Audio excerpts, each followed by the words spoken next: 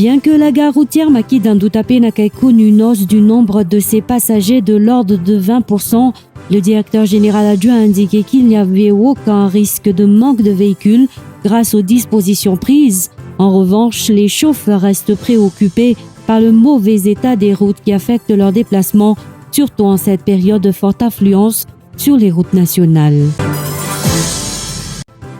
Une nouvelle attaque à main armée s'est produite ce jeudi vers 18h à Mbouimamour, en Djannaouch. Deux individus armés ont pris pour cible plusieurs commerçants.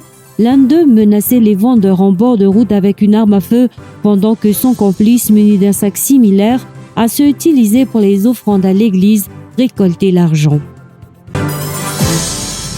Zigl Balotier Tinakil représenteront Madagascar au Master de pétanque 2025.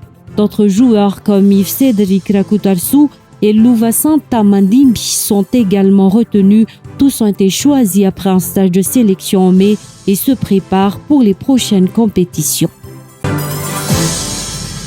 L'affiche de la finale féminine de Roland-Garros promeut un duel explosif. L'américaine Coco Gauff, 20 ans, défiera la biélorusse Aryna Sabalenka. Gauff, en quête de son premier titre sur la terre battue parisienne, devra faire face à la puissance et à l'expérience de Sabalenka qui vise un deuxième titre au Grand Chelem. Comme nous l'avons annoncé dans les titres, bien que la gare routière Maki d'Indutapena ait connu une hausse du nombre de ses passagers de l'ordre de 20%, le directeur général adjoint a indiqué qu'il n'y avait aucun risque de manque de véhicules grâce aux dispositions prises. En revanche, les chauffeurs restent préoccupés par le mauvais état des routes qui affectent leur déplacement, surtout en cette période de forte affluence sur les routes nationales. Reportage de Sibela Njemaza Vefich Njemananzaj. Le week-end de Pentecôte s'annonce lent. Depuis jeudi, le nombre de personnes se rendant à des fêtes ou des réunions de famille dans les régions a commencé à augmenter.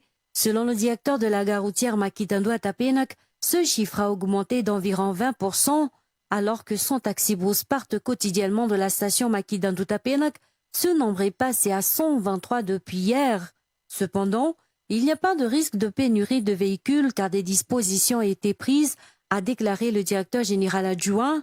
En revanche, les chauffeurs se plaignent toujours du mauvais état des routes qui affectent leur déplacement, surtout en cette période de forte circulation. Ce conducteur sur la route nationale numéro 2 en fait partie.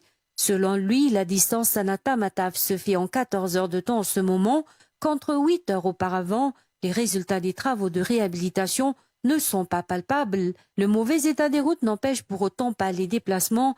Le plus important étant d'être en famille, a déclaré ce père de famille. Les tarifs des transports, quant à eux, n'ont pas changé.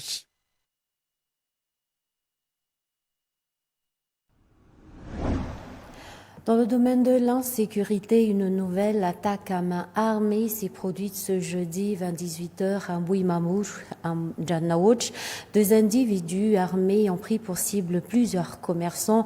L'un d'eux menaçait les vendeurs en bord de route avec une arme à feu pendant que son complice, muni d'un sac similaire, a se utilisé pour les offrandes à l'église. Récolter l'argent, les habitants d'Mbouimamour vivent dans la peur et l'angoisse face à cette série d'agressions à répétition visant les petits commerçants. Une attaque similaire avait déjà eu lieu il y a seulement quelques mois. Ils réclament désormais une surveillance renforcée autour des lieux de consommation d'alcool du quartier, devenus très fréquents et susceptibles, selon eux, d'attirer des individus au profil varié. C'est un reportage signé Zakanjia Mayeshi. L'attaque s'est produite jeudi à 18h à Mbouimamour et Taossi. D'après les témoignages recueillis sur place, les agresseurs ont opéré avec calme et méthode, ciblant plusieurs petites échoppes du quartier. L'un des commerçants, sur le point de fermer son commerce familial pour rentrer chez lui, a été l'une des victimes de l'attaque. Les malfaiteurs ont ensuite poursuivi leur opération dans une autre boutique voisine. Les riverains ont tenté de prévenir le poste de gendarmerie, pourtant situé à seulement 200 mètres, mais aucun gendarme n'était présent au moment des faits. Les habitants de Bomomour-Itos se disent aujourd'hui inquiets face à cette insécurité persistante. Selon les victimes, une attaque similaire s'est déjà produite récemment dans un autre commerce de la zone. Ce type d'agression se multiplierait, selon eux, à l'approche des fêtes, comme c'est le cas en ce moment, à la veille des fêtes de fin d'année. Interrogé sur les faits, le commandant de brigade d'Itos a confirmé que les assaillants étaient équipés d'armes à feu, dont une Kalachnikov à grosse raccourci, utilisée à plusieurs reprises au cours de l'attaque. Concernant les plaintes des habitants sur l'absence de forces de l'ordre, il a précisé que les éléments du poste participaient à ce moment-là à une réunion de coordination à Biravna-Itos dans le cadre d'un exercice lié aux coupures d'électricité. Il a toutefois démenti les rumeurs selon lesquelles aucun gendarme n'était sur place, indiquant qu'un seul agent y était effectivement présent au poste. Continuons dans ce domaine, les vols de zébus prennent une tournure inquiétante à Mbuipak, dans le district de Soualal. En 3 mois à peine, environ 200 bêtes ont été dérobées. Selon les dernières estimations, une situation alarmante que l'élu local attribue au manque d'efficacité des forces de l'ordre dans la région. Malgré cette insécurité persistante, l'élu garde espoir. Il mise sur l'adoption prochaine d'une nouvelle législation destinée à renforcer la lutte contre le vol de bétail. Il espère que ce texte permettra de mettre un terme durable à ce fléau qui touche durement les éleveurs de la région. Romy Ajmana Nifecha Djemranzar nous rapporte les détails. Dans le district de Soualal, de grands marchés aux bestiaux jouent un rôle central dans l'économie locale. L'un se situe à Ndjanmav, l'autre à Mbuipak. Ces deux localités connaissent pourtant des réalités bien différentes en matière de sécurité. À Ndjanmav, aucun cas de vol de zébus n'a été signalé depuis 2 ans, une situation que les autorités attribuent à la vigilance conjointe des forces de l'ordre et de la population locale qui collaborent activement pour prévenir toute tentative de vol. En revanche, la commune d'Mbuipak fait face à une recrudescence inquiétante des vols de zébus. Selon les rapports récents, environ 200 bêtes y ont été dérobées au cours des 3 derniers mois. Cette insécurité persistante est jugée préoccupante par les responsables locaux qui pointent du doigt le manque d'implication et de rigueur des forces de l'ordre dans la zone. L'élu de Soualal, Saïd Zakanaïnama Afal Joseph, déplore cette situation et tire la sonnette d'alarme quant à l'impact psychologique de ces actes criminels sur les habitants qui vivent désormais dans un climat constant de peur et de méfiance. Face à cette réalité, l'élu en appelle aux autorités compétentes pour qu'elles interviennent de manière urgente et mettent en place des mesures concrètes afin de rétablir l'ordre. Il insiste sur la nécessité d'un encadrement plus strict et d'une meilleure coordination entre les forces de l'ordre et les communautés locales. Malgré tout, l'élu garde espoir. Il mise sur l'adoption prochaine d'une nouvelle loi nationale visant à renforcer la lutte contre le vol de bétail à Madagascar. Selon lui, ce texte de loi pourrait marquer un tournant décisif dans la sécurisation des zones rurales et dans la protection des éleveurs dont les moyens de subsistance dépendent directement de leurs troupeaux.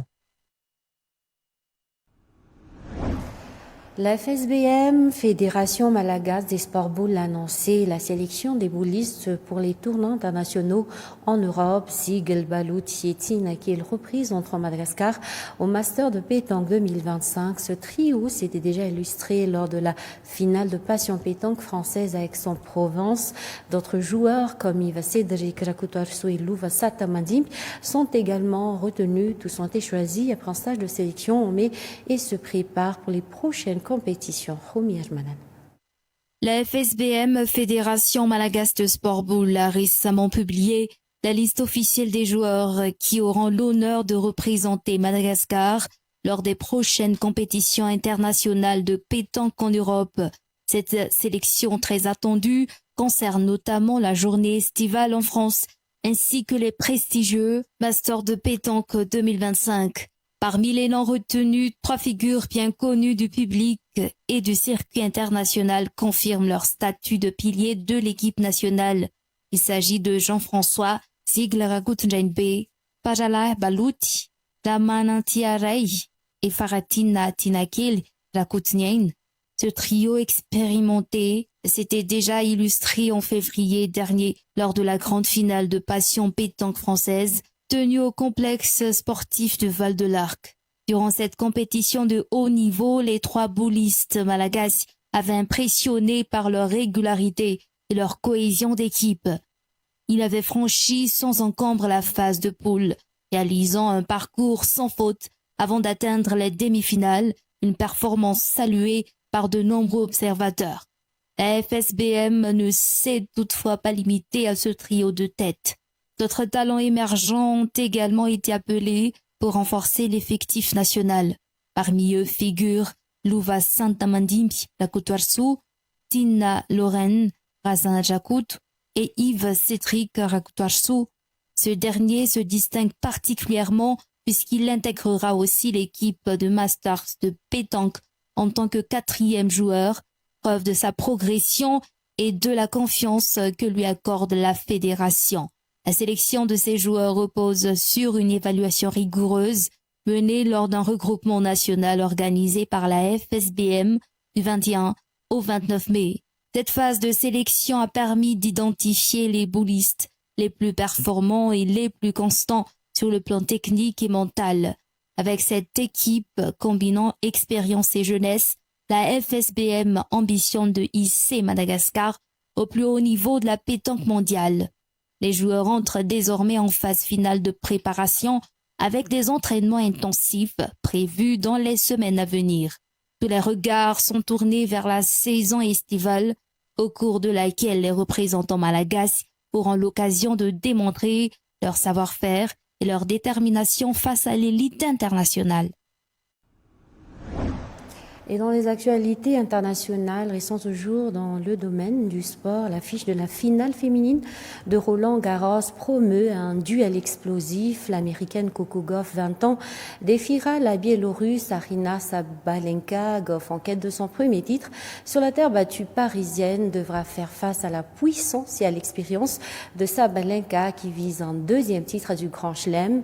Un choc générationnel et un affrontement de style très attendu sur le court. Philippe Chartier, France 24. Oui, Judith, une finale à rêver, une finale de prestige, puisque vous le disiez, les deux meilleures joueuses du monde, la numéro 1, Aryna Sabalenka, et la numéro 2 mondiale, Coco Gauff, vont donc s'affronter cet après-midi en finale de Roland-Garros. C'est la première fois depuis 2013 que les deux meilleures joueuses du monde s'affrontent ici en finale à Roland-Garros. Une finale qui s'annonce extrêmement serrée. Les deux joueuses se sont rencontrées à 10 reprises au cours de leur carrière. 5 victoires chacune. C'est quasiment égalité parfaite dans tous les domaines.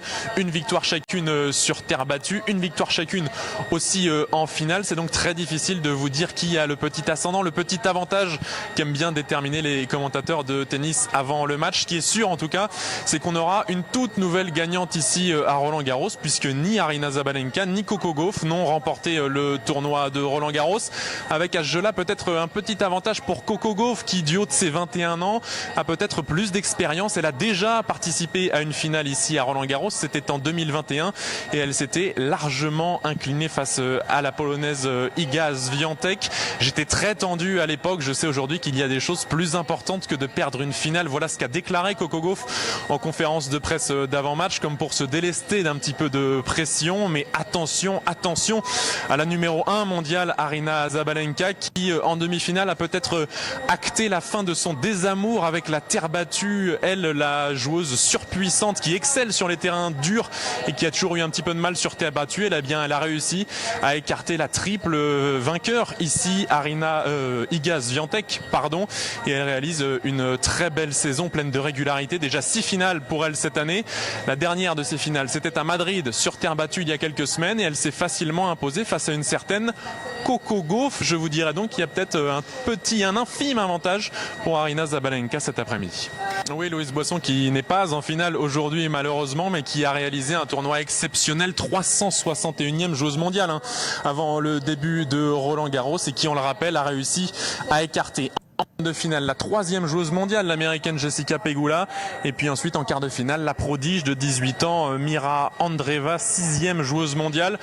Malheureusement, pour elle, la marche était un peu trop haute en demi-finale face à Coco Gauff. Elle s'est inclinée sèchement, durement, 6-0, 6-1 en un petit peu plus d'une heure de jeu, mais ce sera assurément la sensation de ce tournoi. Loïse Boisson, qui sera 67e joueuse mondiale en début de semaine prochaine. Elle va pouvoir donc participer à beaucoup plus de tournois prestigieux et on verra sa grande marge de progression, elle qui possède peut-être le tennis du futur dans le secteur féminin. Et c'est avec ce reportage que nous clôturons cette édition. Merci de l'avoir suivi jusqu'à son terme. Au revoir à tous et bonne suite de programme sur TV+.